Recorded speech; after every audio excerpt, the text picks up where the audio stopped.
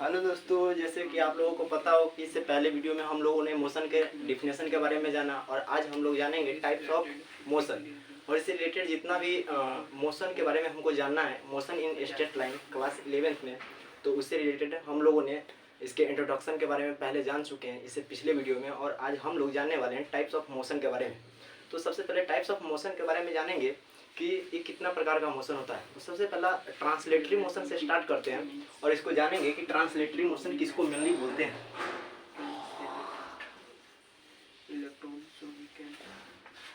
Translatory motion, पहले हम लोग ट्रांसलेटरी मोशन को समझते हैं कि ट्रांसलेटरी मोशन किसको बोलते हैं।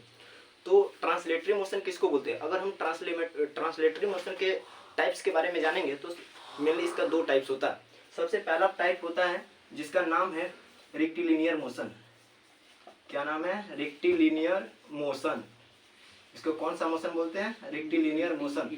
और दूसरा जो मोशन होता है उसका नाम है curve linear motion. Curve linear motion. तो सबसे पहले हम लोग समझेंगे कि ट्रांसलेटरी मोशन किसको बोलते हैं। तो छोटा सा डिफिनेशन के थ्रू समझेंगे कि अगर कोई ऑब्जेक्ट है, अगर वह मूव कर रहा है अपने पाथ पे, और कोई ऑब्जेक्ट जब मूव कर रहा है अपने पाथ पे और उसने, जैसे मानते हैं कि एक एग्जांपल के थ्रू समझते हैं, जैसे मान लेते हैं कि यहाँ पे कोई बॉल है और वो बॉल है और बॉल को यू बेग से यू बेग से कोई बेग है मतलब और वह जा रहा है।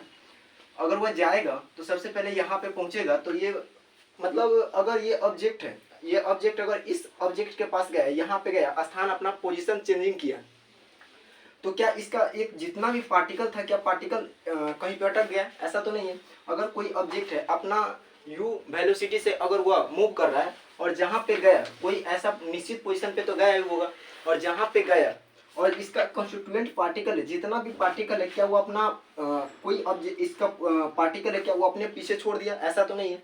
मतलब कि अगर कोई ऑब्जेक्ट है अगर मूव कर रहा है और अपने जितना भी ऑल कंस्टिट्यूएंट पार्टिकल के ले करके जा रहा है, तो मतलब ऐसा मोशन को हम लोग बोलेंगे ट्रांसलेटरी मोशन। कैसा मोशन बोलेंगे? Translatory motion. अब हम लोगों को जानना है ट्रांसलेटरी मोशन के दो टाइप्स होता है। कितना टाइप्स होता है?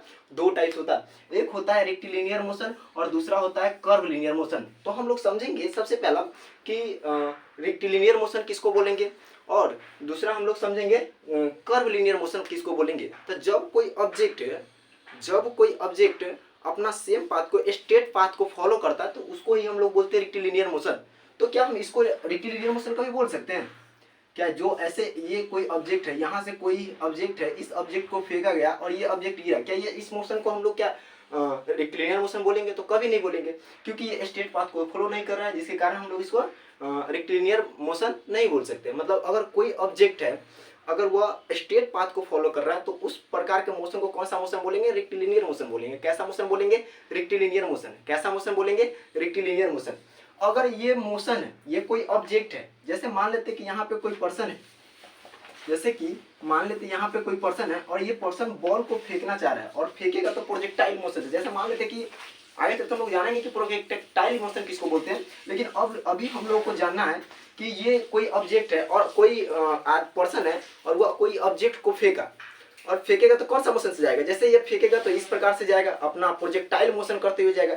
तो मतलब क्या ये जो पार्टिकल था, पार्टिकल का जो कंस्टिट्यूएंट पार्टिकल था, जो ऑब्जेक्ट का, क्या वो पीछे छोड़ दिया कंस्टिट्यूएंट पार्टिकल को? तो ऐसा तो नहीं है। मतलब कि अगर गया तो कोई भी ऑब्जेक्ट के साथ वह मूव किया और वह उसका जो भी कंस्टिट्यूएंट पार्टिकल है एक स्थान से फेंक कर दूसरे स्थान पे गया, और जब वह स्ट्रेट पाथ पे, इस प्रकार को मोशन को बोलेंगे प्रोजेक्टाइल मोशन, यानी कर्व लीनियर मोशन इसको बोलेंगे। मतलब कि इस प्रकार का मोशन को कौन सा मोशन बोलेंगे? Curve linear motion. Curve linear motion कहने का मतलब क्या है कि अगर कोई ऑब्जेक्ट है अपना कर्व पाथ को फॉलो करता है, तो उस प्रकार को मोशन को कैसा मोशन बोलेंगे? Curve linear motion. जैसे एग्जांपल के तौर पे कोई अगर गाड़ी, कोई कार है, अपना टर्निंग लेता है, तो वो कौन सा मोशन कहलाएगा? कर्व लीनियर मोशन कहलाएगा। तो क्या कर्व लीनियर मोशन में जो उसका कंस्टिट्यूएंट पार्टिकल होता है, तो कंस्टिट्यूएंट पार्टिकल क्या पीछे छूट जाता है? ऐसा तो नहीं है। अगर जितना भी कंस्टिट्यूएंट पार्टिकल है उसके साथ ही मूव करेगा, तो इस प्रकार के मोशन को कौन सा मोशन बोलेंगे? Curve linear motion. अगर कोई कार है, अगर स्ट्रेट पाथ को फॉलो करता और अपने जो जितना भी कंस्टिट्यूएंट पार्टिकल उसको सबको ले करके और स्ट्रेट पाथ को फॉलो करता है, तो उस प्रकार के मोशन को कौन सा मोशन बोलेंगे? रेक्टिलिनियर मोशन बोलेंगे। बच्चों में अक्सर ये क्वेश्चन हमेशा फंसता रहता है कि सर्कुलर मोशन किसको बोलते हैं और कर्व लीनियर मोशन किसको बोलते हैं। तो हम लोग अब कर्व लीनियर मोशन और सर्कुलर मोशन को समझने का प्रयास करते हैं।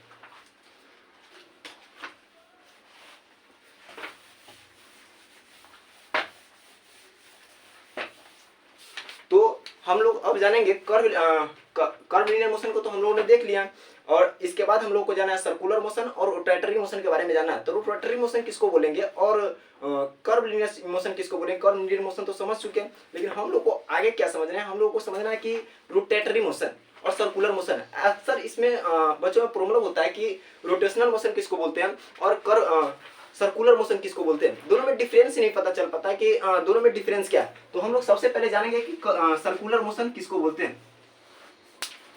सबसे पहले जानेंगे सर्कुलर मोशन, इसके बाद हम लोग जानेंगे रोटेटरी मोशन। सर्कुलर मोशन किसको बोलते हैं, रोटेटरी मोशन किसको बोलते हैं। अगर कोई ऑब्जेक्ट है, सीधा समझते हैं एग्जांपल के थ्रू, अगर कोई ऑब्जेक्ट है, अगर वह अपने एक्सिस के रिस्पेक्ट में मूव करता है तो उस प्रकार को मोशन को कैसा मोशन बोलेंगे, रोटेटरी मोशन बोलेंगे। अगर जो विदाउट एक्सिस को मूव करेगा उस प्रकार के मोशन को कौन सा मोशन बोलेंगे, सर्कुलर मोशन बोलेंगे। जैसे एग्जांपल के तौर पे लेते हैं कि यहाँ पे कोई ऑब्जेक्ट है, जैसे यहाँ पे कोई ऑब्जेक्ट है, यहाँ पे कोई पर्सन है, वो क्या कर रहा है कि मूव कर रहा है इस पाथ पे, सर्कुलर पाथ पे। तो मतलब कि अगर ये मूव कर रहा है तो क्या किसी एक्सिस के रिस्पेक्ट में मूव कर रहा है, नहीं तो इस प्रकार को मोशन को कौन सा मोशन बोलेंगे, सर्कुलर मोशन। लेकिन ये क्या है कि इसका जो भी कॉन्स्टिट्यूएंट पार्टिकल है, मतलब अगर यह u वेग से जा रहा है तो इसका भी यहाँ पर भी उतना ही वेग से चलेगा। क्या ऐसा संभव है, नहीं, कभी नहीं संभव है, क्योंकि इसका टर्निंग है, मतलब कि जब भी जाएगा हमेशा इसका पोजीशन तो चेंज होगा ही, और साथ में क्या चीज होगा, टाइमली चेंज होगा, वेलोसिटी चेंज होगा, हमेशा चेंज होगा, क्योंकि ये टर्निंग है। तो इस प्रकार के मोशन को कौन सा मोशन बोलेंगे, सर्कुलर मोशन बोलेंगे। कैसा मोशन बोलेंगे, सर्कुलर मोशन बोलेंगे। अब हम लोग समझेंगे रोटेटरी मोशन किसको बोलते हैं। जैसे एग्जाम्पल के तौर पर समझते हैं कि जो अपने जैसे यहाँ पे कोई ऑब्जेक्ट है और वह मूव कर रहा है कुछ इस प्रकार से। अगर कोई ऑब्जेक्ट है और इस प्रकार से मूव कर रहा है और एक्सिस के रिस्पेक्ट में मूव कर रहा है, किसके रिस्पेक्ट में, एक्सिस के रिस्पेक्ट में। अगर कोई ऑब्जेक्ट है, अगर एक्सिस के रिस्पेक्ट में मूव करेगा तो उस प्रकार के मोशन को कौन सा मोशन बोलेंगे, रोटेटरी मोशन बोलेंगे। कौन सा मोशन बोलेंगे, रोटेटरी मोशन। अब हम लोग समझते हैं वाइब्रेटरी मोशन को और ऑक्सीलेटरी मोशन को समझते हैं। तो वाइब्रेटरी मोशन किसको बोलेंगे और ऑक्सीलेटरी मोशन किसको बोलेंगे, इसको समझने का प्रयास करते हैं। सबसे पहला क्वेश्चन आता है कि वाइब्रेटरी का मतलब क्या होता है, वाइब्रेशन का मतलब क्या होता है। जैसे मान लेते हैं कि ये ऑब्जेक्ट है, ठीक है, इस ऑब्जेक्ट पे अगर हम जैसे ही एक्शन देंगे तो ये रिएक्शन देना प्रारंभ करेगा, ये रिएक्शन करना प्रारंभ करेगा। अगर हम इस पे एक्शन दिए, ये क्या करेगा, इसका जितना भी मॉलिक्यूल है, जितना भी एटम, वो आपस में टकराएगा। जैसे कि आप लोग को इलेक्ट्रिसिटी चैप्टर में थोड़ा सा झलक दिखाए हुए थे, जब एटम के बारे में बताए हुए थे, तब वहां पे बताए हुए थे कि अगर कोई ऑब्जेक्ट है, अगर वह कोई ऑब्जेक्ट है, जब भी हम जैसे ही हम एक्शन देंगे उस ऑब्जेक्ट पे क्या करेगा, वो अपना रिएक्शन देना प्रारंभ करेगा। क्या करेगा, वो अपना रिएक्शन देना प्रारंभ करेगा। अगर कोई ऑब्जेक्ट है, जैसे मान लेते हैं ये ऑब्जेक्ट है, इस ऑब्जेक्ट पे जैसे ही हम एक्शन देंगे तो इसका मॉलिक्यूल आपस में क्या करेगा, टकराएगा और टकराने के जरिए क्या उत्पन्न करेगा, वाइब्रेशन उत्पन्न करेगा। क्या उत्पन्न करेगा, वाइब्रेशन उत्पन्न करेगा। जब वाइब्रेशन उत्पन्न किया तो एक क्वेश्चन इसमें आता है कि वाइब्रेशन जब उत्पन्न किया तो ये जितना के वेग से ऊपर आ रहा था, जितना के वेग से नीचे जा रहा था, मतलब कि टू एंड फ्रो मोशन हो रहा है। कौन सा मोशन हो रहा है, टू एंड फ्रो। या फिर हम बोल सकते हैं जब कोई मोशन जिस पोजीशन से स्टार्ट किया, मान लेते हैं इसको एग्जांपल के तरीके हम दिखाना चाहे तो किस प्रकार से दिखा सकते हैं, तो समझते हैं ऑक्सीलेटरी मोशन को समझते हैं। अगर कोई ये ऑब्जेक्ट है, ऑब्जेक्ट पे हम जैसे ही एक्शन देंगे, जैसे ही इस पे हम एक्शन करेंगे तो क्या करेगा, इसका मॉलिक्यूल जितना भी मॉलिक्यूल है क्या होगा, आपस में टकराना प्रारंभ करेगा। मतलब कि डिस्टर्बेंस इसके मॉलिक्यूल में पैदा होगा, इसके एटम में क्या चीज पैदा होगा, डिस्टर्बेंस पैदा होगा। मतलब कि आपस में टकराना स्टार्टिंग करेगा, और जैसे ही टकराएगा तो क्या होगा कि इसका जितना भी इलेक्ट्रॉन है, जितना भी एटम है, क्या करेगा, आपस में टकराहट उत्पन्न करेगा। क्या करेगा, आपस में टकराहट उत्पन्न करेगा। और जब टकराहट उत्पन्न करेगा तो क्या करेगा कि इसका जितना भी मॉलिक्यूल है, जितना भी एटम क्या करेगा, डिस्टर्बेंस पैदा करेगा। और डिस्टर्बेंस पैदा करेगा तो क्या चीज उत्पन्न होगा, एक साउंड प्रोड्यूस करेगा। क्या प्रोड्यूस करेगा, एक साउंड, जिसी को हम लोग क्या बोलते हैं, वाइब्रेशन। क्या, और वाइब्रेशन के जरिए हम लोग को क्या प्राप्त होगा, साउंड मिलेगा। और इस प्रकार के मोशन को मतलब कि टू एंड फ्रो, मतलब कि टू एंड फ्रो, कभी वो आ रहा है, जैसे मान लेते हैं कि यहाँ पे जो मॉलिक्यूल होगा तो क्या करेगा, जितना भी ऑब्जेक्ट होगा क्या करेगा, फिर ऐसे आएगा फिर ऐसे जाएगा। मतलब कहने का मतलब ये है कि वो ऑब्जेक्ट के अंदर ही, ऑब्जेक्ट के अंदर ही क्या करेगा, ऑब्जेक्ट के अंदर भी आपस में टकराएगा। मतलब अगर कभी यहाँ पे आए कभी यहाँ पे आए कभी यहाँ पे, मतलब इस प्रकार से क्या करेगा, अपना मतलब वाइब्रेशन पूरा करेगा, अपना उसका डिस्टर्बेंस होगा। और इस प्रकार से इस प्रकार के मोशन को हम लोग कैसा मोशन बोलेंगे, ऑक्सीलेटरी मोशन, या फिर हम कौन सा मोशन बोलेंगे, वाइब्रेटरी मोशन। एक और छोटा सा एग्जाम्पल लेते हैं, जैसे मान लेते हैं कि यहाँ पे क्या है, यहाँ पे झूला है। क्या होता है कि झूला पे हम जैसे ही झूल रहे होते हैं, अगर मूव कर रहे होते हैं तो क्या होता है कि कभी वो फ्रो जाता है, कभी टू आता है, कभी फ्रो जाता है। तो इस प्रकार के मोशन को हम लोग कौन सा मोशन बोलेंगे, वाइब्रेटरी मोशन बोलेंगे। कौन सा मोशन बोलेंगे, वाइब्रेटरी मोशन बोलेंगे या ऑक्सीलेटरी मोशन। ऑक्सीलेटरी मोशन को अगर जानना चाहे तो ऑक्सीलेटरी मोशन को मेनली हम लोग बोलते हैं दोलन गति। कौन सा गति बोलते हैं, दोलन गति। अगर कोई मोशन, अब हम लोग छोटा छोटा डिफिनेशन के थ्रू इसको समझने का प्रयास करते हैं। जितना हम लोगों ने अभी रिकैप किया, जितना हम लोगों ने जाना है इसके बारे में, हम लोग अब छोटा छोटा डिफिनेशन के थ्रू जानने का प्रयास करेंगे। ठीक है, तो हम लोग डिफिनेशन की तरफ बढ़ते हैं। तो हम लोगों ने सबसे पहले क्या चीज के बारे में पढ़ा था, हम लोगों ने सबसे पहले कौन सा चीज के बारे में पढ़े थे, सबसे पहले हम लोग ट्रांसलेटरी मोशन के बारे में पढ़े थे। कौन सा मोशन के बारे में पढ़े थे, ट्रांसलेटरी मोशन। कौन सा मोशन पढ़े थे, ट्रांसलेटरी मोशन। तो ट्रांसलेटरी मोशन किसको बोलते हैं, फिर से छोटा सा डिफिनेशन के थ्रू समझने का प्रयास करते हैं कि व्हेन any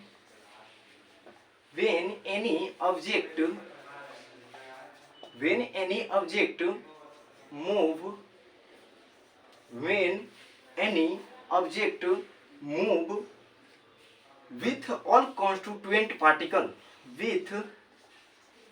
ऑल कॉन्स्टिट्यूएंट